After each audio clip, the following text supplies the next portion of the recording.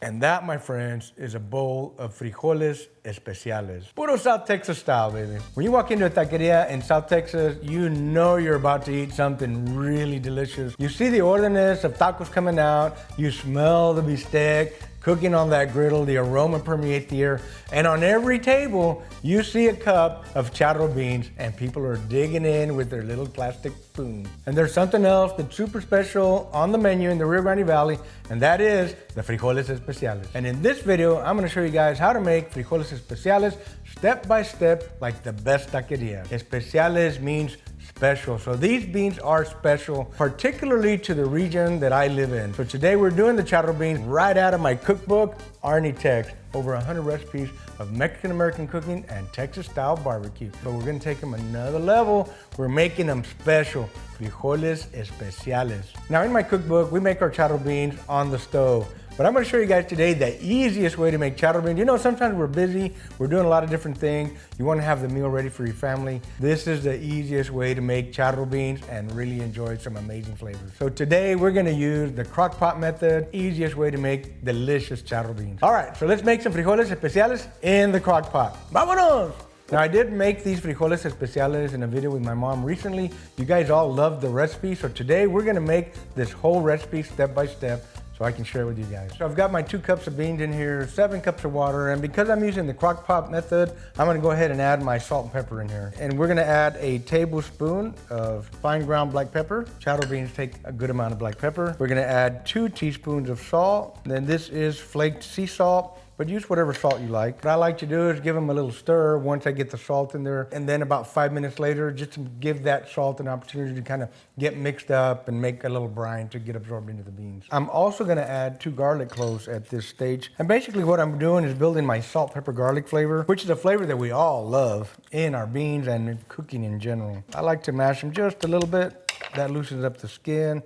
Helps it come off a little bit quicker. Give it a little tap. I don't have to dice them or do anything. I'm just gonna drop them in there like that.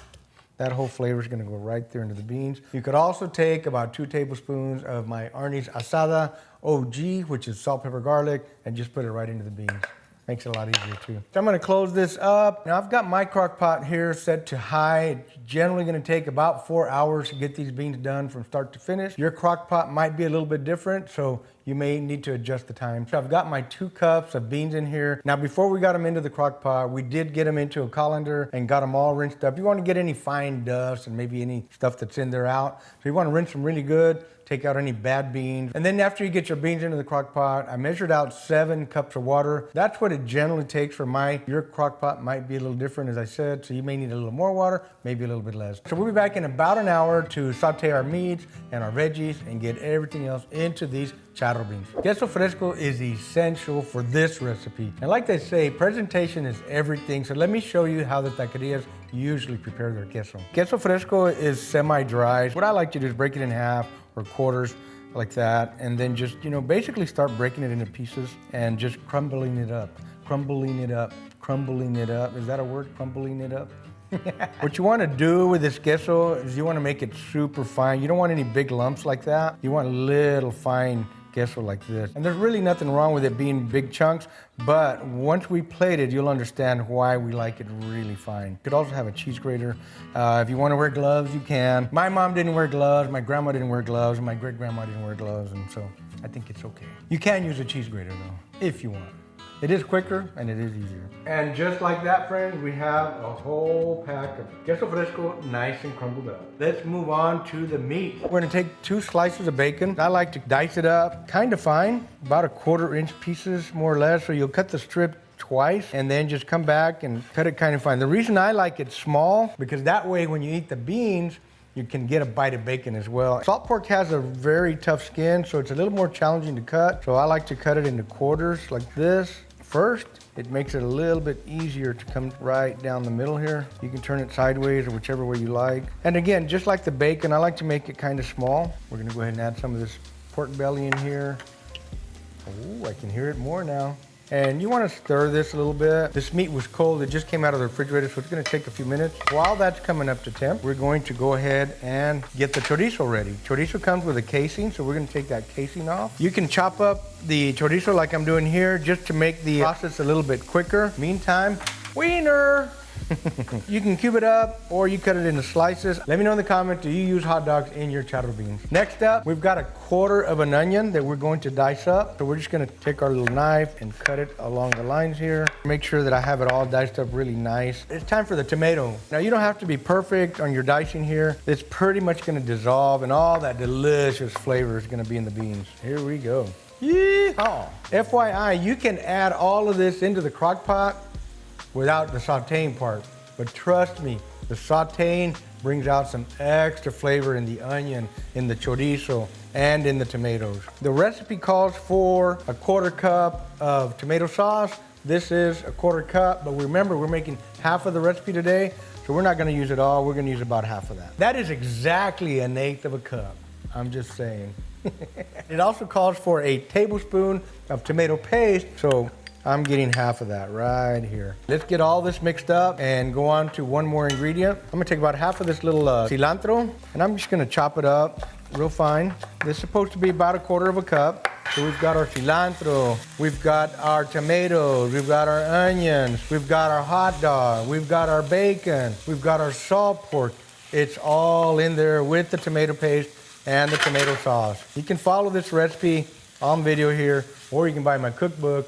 Take your time. Let's add all this deliciousness to these charro beans right here. They're just about starting to simmer. You can barely tell, but I can see that. Get a little bit of this water from the beans and put that into the pan here while it's still warm. We may not get 100% of it, but you want to get as much of this deliciousness that you can. And into the beans it goes. We're also gonna add 2 pickled jalapenos. I'll poke a little hole in here, and that way the juice and the flavor from inside that jalapeno comes out. This is the easiest way to make charro beans. You don't need to be stirring and stirring and stirring. All you have to do is sit back, relax a little bit, let the crock pot do its own magic. One of the essential ingredients for frijoles especiales is, of course, bistec. I have thin slices here that I'm cubing up really small for the cook. I'm gonna season them up with some OG while I get my pan nice and hot with some oil.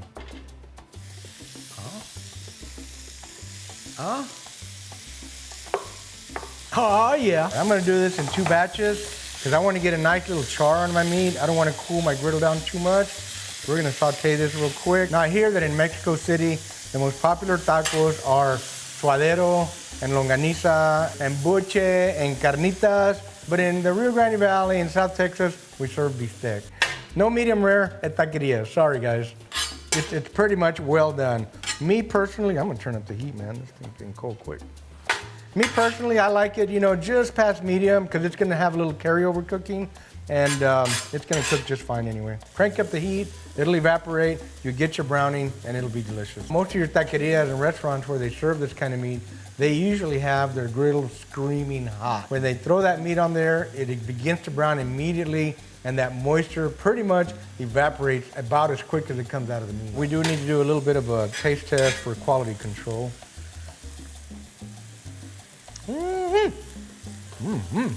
That's good. So you can see it's starting to brown a little bit. I'm ready to get this meat out. It's nice and cooked. That's the way I want it for my charro beans. So I'm gonna go ahead and scrape some of this meat out right here. It's been 2 hours that our beans have been cooking. Let's see what it looks like right now. I see a lot of steam coming out the sides here. And remember, it takes a while because this is the easy way to do charro beans. You go about your business the rest of the day, do your thing, and 4 hours more or less, your beans are ready to go. Now there is one more essential ingredient that goes with our frijoles especiales, and that is guacamole. We're gonna take a couple of avocados, cut it in half. I like to use this spoon because I can scrape it all the way down to the skin. And this is the easiest way to get the pit out. Just like that. So all I'm gonna do is I'm gonna smash up my avocados. I've got it kind of spread out nice and even there. We're gonna shake a little bit of the perfect blend of salt, pepper, garlic. This goes great on avocado. And in this case, guacamole. I'm gonna say that's about half of a teaspoon, maybe 3/4 of a teaspoon. These are the veggies that I recommend to turn an avocado into a guacamole. So I'm gonna take a little bit of this cilantro here, chop it up. When you chop the cilantro, you bring out the aroma, you bring out that extra flavor. We're gonna get most of it into the guacamole. It's not a whole onion, it's just a couple of layers. Like I said, today we're being flexible. So into the guacamole goes the onion. All right, let's get our garlic in here. Now, a very good chef friend of mine taught me a little trick. She told me to shake a little salt on the garlic and it makes it a little bit easier to mash it all up.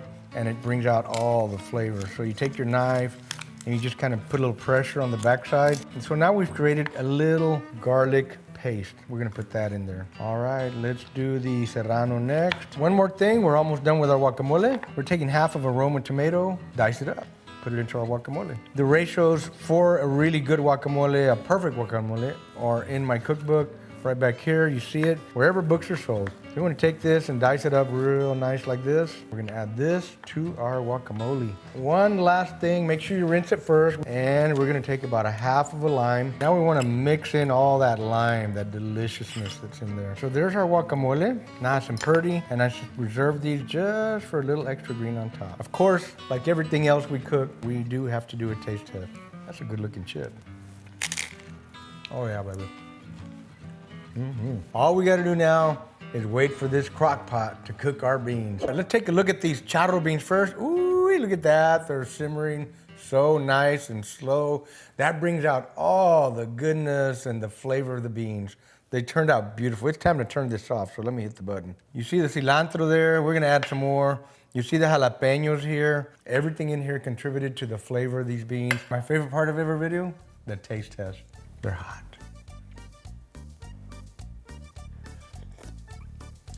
Man, beans don't get no better than that.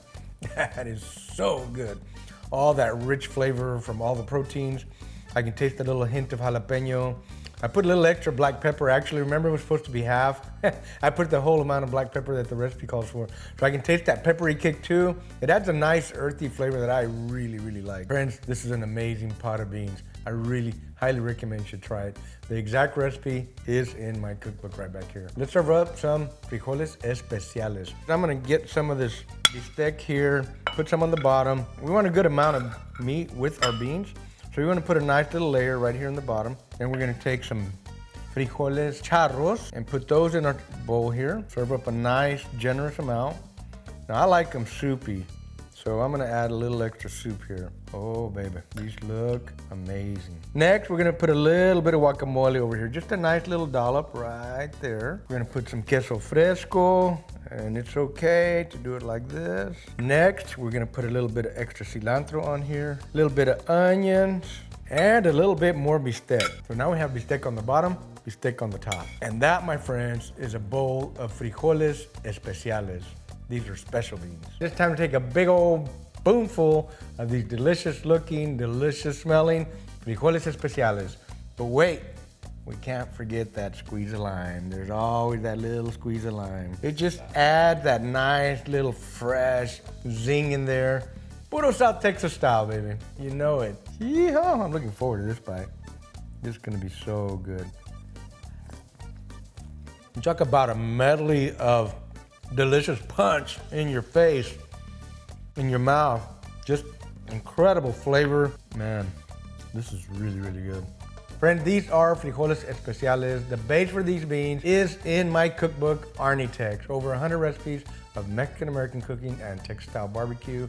There you will find the charro beans. You can find my cookbook wherever books are sold. There's a link in the description of this video. Don't forget, all of my Arnie Asada seasonings are online now on our website, Arnie's Asada. You can find the boom, the wow, the OG, and our all-new arroz mexicana. That is the best Mexican rice seasoning you will ever have. Friends, these beans are delicious. I'm gonna sit down and enjoy this whole bowl. Y'all remember to keep the smoke light, make it work. We'll see you at the next video. Boom! It's so good.